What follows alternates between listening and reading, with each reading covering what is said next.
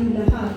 Kami po mga gracious ladies ay maglalahad sa inyo ng iba't ibang karanasan na nangyayari sa ating mga buhay. Hindi sa lahat ng oras tayo ay masayang namumuhay dahil ang buhay natin ay parang isang gulong. Ngayon tayo ay masaya, subalit dumarating din sa atin ang mga kalungkutan at pagsubok. Bilang mga anak ng Diyos, nararapat din tayo na maging matibay sa mga pagsubok na dumarating sa atin. Narito ang iba't ibang kalagayan at kung paano tayo subukin ng Panginoon ay Panginoon. Bago natin matunghayan ang mga iba't ibang kalagayan kung paano tayo subukin ng Panginoon, pakinggan muna natin ang isang awit.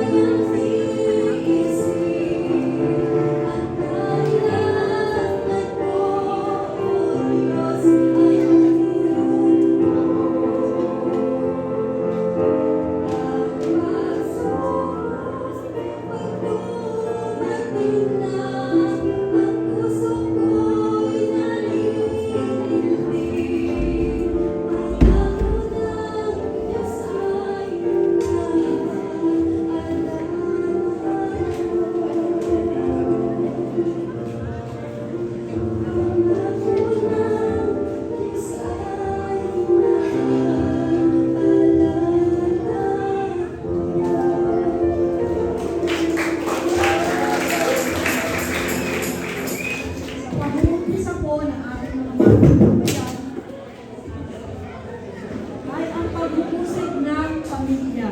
Sa isang pamilya, hindi lahat ay nakakakilala sa Panginoon.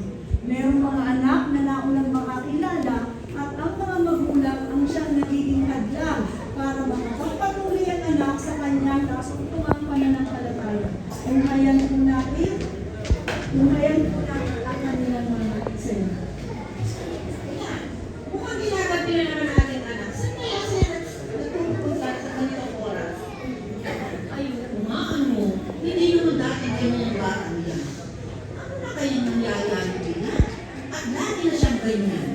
Hindi na makatulog.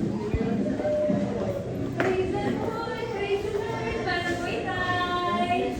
Para po itay. Saan ka ba magtatagal itong oras ng gabi? Hindi mo ba alam na delikadong panahon ngayon sa labas kapag ginagabi ang mga bata? Hindi, pasensya na po. Ako po'y pumunta sa IPC, napag-invite po ako nila. At doon po namin napakaganda ng ginawa sa amin. Kami natandahan, kami po ay nanalangin, at kami po ay nag-serve sa Panginoon. Ano sinasabi mo kay BC? Sino ba kayong mga kasama doon? Mga kabataan po ng IPC, doon po sa church sa pinamumulaan po ni Pastor Manny, Sir Pao. Naku, hindi maaari sa akin yan. Huwag ka na muna yung isang sa likod. Ay, hindi naman po, hindi naman po masama yung aking ginawa. Ay nako, Lani. Alam mo naman, maraming trabaho sa bahay. Dapat ang tumulong sa amin. Maglalaba, magluluto, at ang isa pa, yung mga kapatid mo maliliitan, dapat tumutulong ka. Hindi yung lagi lang natin sa simbahan. Pasensya na po, Nay. Ako'y masaya ang puso. Napupulit na doon sa simbahan. Nakakarinig ko ng salita ng Diyos. Saka po yung tinanggap ko pong kaligtasan. Yung nakasaya ako po. Saka naman po'y binabanalangin ko. Kayo po'y makasama ko dito. Naku, hindi pwede. Tama ang iyong ina. Dumito ka sa ating tahanan at makatulong ka dito sa mga gawain bahay. Ano nga po, Nay? At saka po, Nay, ako po'y may sasabihin sa inyo. Ako po ay dahil ako naligtas na, saka po ako masaya tinanggap po sa puso ang Panginoon. Ako po ay nakapag-deciding na ako po'y papasok sa Bible School. Huwag nag-decide ka na nang hindi nagsasabi sa amin at nagpapangalan. Hindi po pwede yan. Tayo may relihiyong kinagis na at hindi dapat, at doon na lang tayo dapat mamamatay sa relihiyon. Ako, yan pala natutunan mo doon, ha? Ay naku, hindi pwede. Yung katigasan ng ulo mo ay yung alis-alisin at hindi lang po pwede sa atin. Napakatigas talaga ng ulo mo. Kung hindi ka makikinig sa amin, kalimutan mo kami ng mga magulang mo at lumalas ka sa oras na ito, sa kakanan ito. Laya!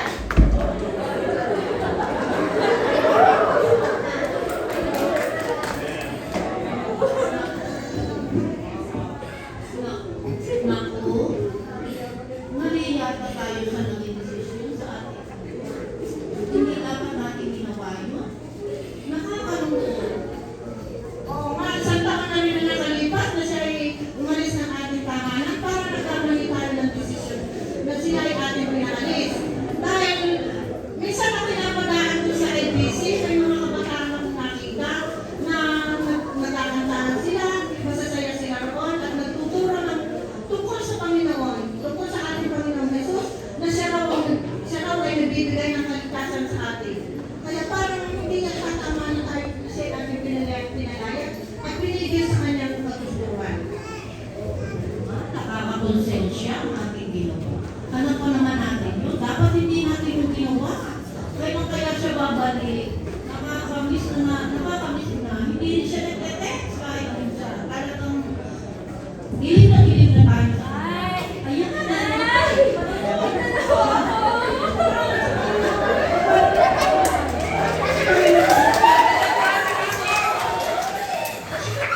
Alam niyo na, alam niyo po, ang saya-saya ko doon. Kami po ako lagi po sumasama sa pagsusuluin, sumasama po kami sa mga Bible study.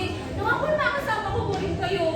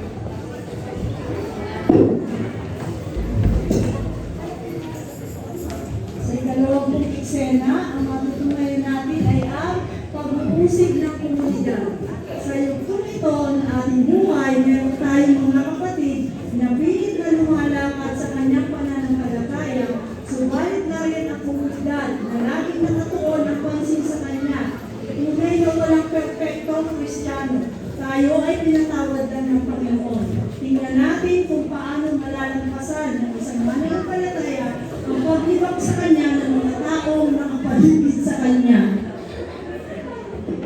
Ay, Jessica! Ay, magulang! Magulang! May makakalimutan! Ay, ang ganda ng mga po, Lord! Thank you po sa buhay! Aba! Oh, Lani, saan ka naman? Hindi ba ang pinayaon? Ay, pagkakalit mo naman po kayo. Pwede na po magiging sa akin ako isisimpa. Ano na nga? Ay, isubay sa tatay mo araw. Ay, sorry. Mahal ko kasi yung nagpagsimba sa pamilya. Ay, linggo naman po kayo sa katapat na yung linggo. Ay, nasa simbahan tayo. Ay, susunod ikaw mama ka. Ay, ang pastor dito na excuse na kayo. Ay, magpapasok mo? Ay, nakawa naman din yan. Ay, ang ulam! Ang ulam!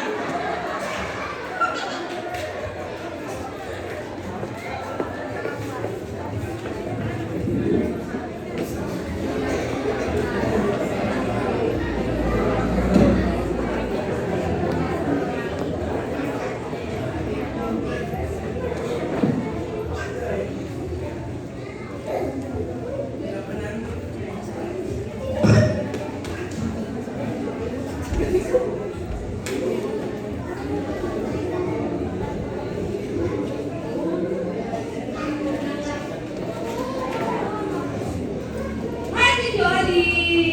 Magandang hapon. Ano po ginagawa niyo dyan? Ikaw ba kasi bahan na ulit? Opo ate, baka kayo pa ako ng field service doon po sa IBC. Baka nakakasaya sa mama. Naku, naku. Kaya yung aking review na hindi ko pa mapagpala. Kaya may sasama pa sa iyo. Ay, dito na kami nabuhay. Dito na kami na ano, sa aming review na rin. Ay, bakit magpapaiba-iba pa kami? Aba, ay doon ba sa inyo ay pagkakatagal ng service, pagkakatagal ng misa. Ay sa amin, kapag pumasok ka sa simbahan at ikaw ay nanalangin ng kaunti, abay, mamaya may umuwi na, ay pwede na.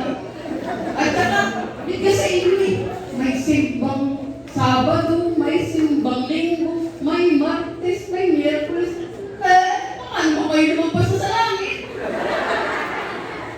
Jolly, hindi naman po. Basta masaya po ako nagbibig ko sa Panginoon. Masaya po ang puso ko. Lalo na pag ako napananta sa pananabahan at nakikinig po ng salita ng Diyos. Eh, sige po ate Jolly, ipagpatuloy niyo po yung ginagawa niyo at ako po muna dediretso papunta sa simbahan. Ano po? Yan. Ay, nakuha niya naman. Ay, ang ganda eh. Ay, ang ganda ng pagsasabahan nila eh. Oh, ay, lagi na nakakapaamal na mo eh. Ay, lagi na ako ganda yan. Ay, ano mo naman ikaw ito ba eh? Ano na? Ay, ang ganda.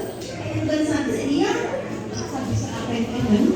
Ay, ako'y hinahanay na sa simbahan. Ay, naku! Ay, magsasasabi na yan. Ay, naku! Ay, ang sabi nila, sila lang mapupunta sa langit. Ay, huwag kang sumunod doon. Si Labs, di ba yung nakita ko?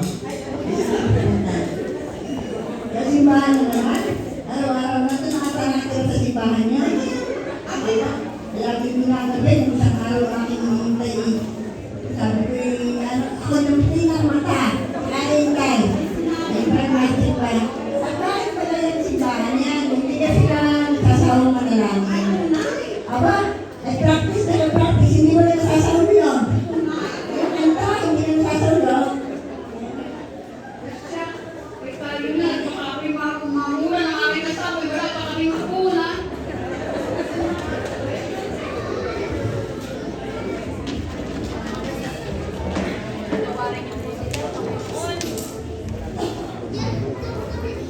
Tawarin niyo po sila Panginoon. Okay lang po yun. Basta ako po nagpapatuloy sa paglilingkod sa inyo. Wala naman po akong ginagawang masama. Ay, Ate Melda, kumusta ka na po? Abe, pakuya-kuya ka. Tapos malaki sa bahay. Ay, nakapagod. Baway sa bahay. Ikaw, kumusta na? Okay lang po ako. Masaya po ang puso ko. Dahil pa ako lalo ngayon. Pupunta po ako sa IBC. Nakakabalitin na